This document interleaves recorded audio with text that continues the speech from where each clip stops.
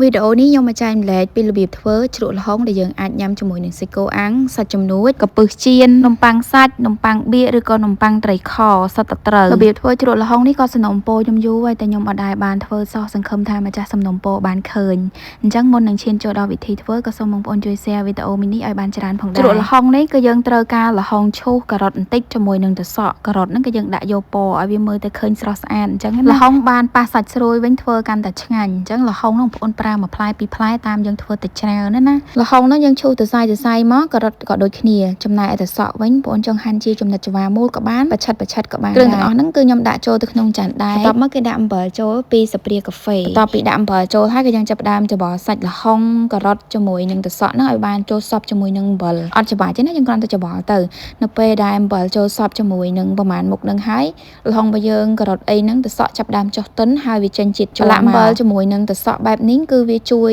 កាត់ជាតិជ័រពេលដែលយើងធ្វើជ្រក់វាអត់ធំជ័រទេផ្អាប់វាទុកចោលមកសន្ទុះទៅគឺវាចាប់ផ្ដើមមានជាតិទឹកមកហើយជាតិទឹកហ្នឹងគឺសិតតែទឹកជ័រទឹកសក់ជ័រល្ហុងការ៉ុតអីហ្នឹងឯងអញ្ចឹងបន្ទាប់ពីចេញជាតិទឹកមកហើយគឺចាប់ផ្ដើមច្របាច់វាយកទឹកចេញហើយច្របាច់អញ្ចឹងបាច់ភ័យថាខ្ទេចល្ហុងខ្ទេចការ៉ុតឬក៏ទឹកសក់យើងបែកវល់ទេ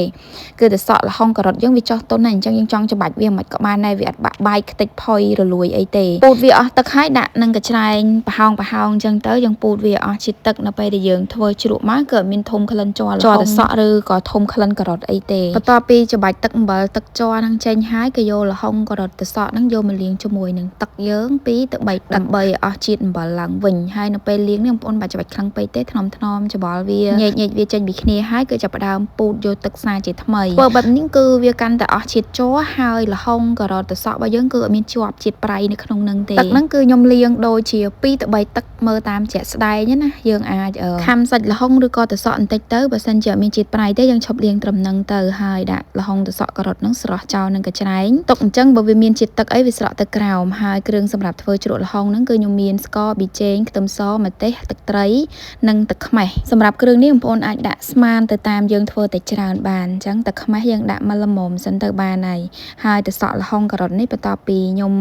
ស្រោះវាចោលហ្នឹងគឺខ្ញុំយកវាមកដាក់ក្នុងចានដែកសាជាថ្មីដើម្បីច្របល់ជាមួយនឹងគ្រឿងណាសាច់ល្ហុងយើងនៅពេលដែលលាងជាមួយនឹងទឹកអំបិលបានស្រស់ទឹកល្អគឺវាថ្លាស្អាតបែបនេះហើយបន្ទាប់មកគឺយើងចាប់ផ្ដើមដាក់គ្រឿងក៏ដាក់ជាមួយនឹងស្ករសប៊ីចេងទឹកត្រីម្ទេសនិងខ្ទឹមសទឹកខ្មេះចាំដាក់ក្រោយគេម្ទេសហ្នឹងបើសិនជាបងប្អូនអត់ចេះហឹរមិនដាក់ក៏បានតែបើចេះហឹរតិចយើងដាក់តិចទៅបន្ទាប់ពីដាក់គ្រឿងផ្សំប្រមាណមុខនឹងចូលហើយក៏យើងចាប់ផ្ដើមច្របល់គ្រឿងមកយើងជាមួយនឹងល្ហុងទឹកសក់ការ៉ុតឲ្យវាបានចូលសព្វទឹកខ្មេះក៏ខ្ញុំអត់តន់ដាក់ទេព្រោះទឹកខ្មេះយើងចាំដាក់ក្រោយគេអញ្ចឹងបន្ទាប់ពីច្របល់សព្វហើយបានចាក់ទឹកខ្មេះចូលដែលទឹកខ្មេះនេះបងប្អូនដាក់ម្ដងបន្តិចសិនណាកុំឲ្យវាជូរជ្រុលពេកអញ្ចឹងយើងពិបាកញ៉ាំ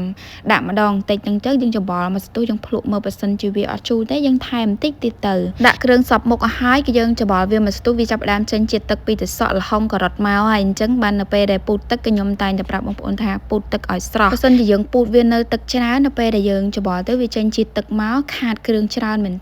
យើងថែមគ្រឿងច្រើនដងទៀតវាអត់ងាយចូលជាតិពេលដែលយើងថែមគ្រឿងទៅជាតិទឹកវាចេញមកពីល្ហុងទឹកសក់ដែលយើងពូតអត់អស់ដែលយើងលាងទឹកហ្នឹងគឺជ្រក់ល្ហុងរបស់យើងវាស្ទើរគ្រឿងហើយអញ្ចឹងយើងត្រូវតែថែមពេលច្របល់គ្រឿងឲ្យលាយសព្វហើយច្រកជ្រក់ល្ហុងហ្នឹងដាក់ក្នុងកឡកែវជ័រកឡកែវថ្មក៏បានដែរដើម្បីយកទៅដាក់ក្លាសេឲ្យជ្រក់ល្ហុងរបស់យើងហ្នឹងត្រជាក់នៅពេលដែលញ៉ាំទៅវាកាន់តែស្រួយឆ្ងាញ់វីដេអូរបស់ខ្ញុំក៏មានតែប៉ុណ្្នឹងទេអរគុណដែលបានចូលទស្សនាជួបគ្នាម្ដងទៀតនៅវីដេអូក្រោយបាយបាយ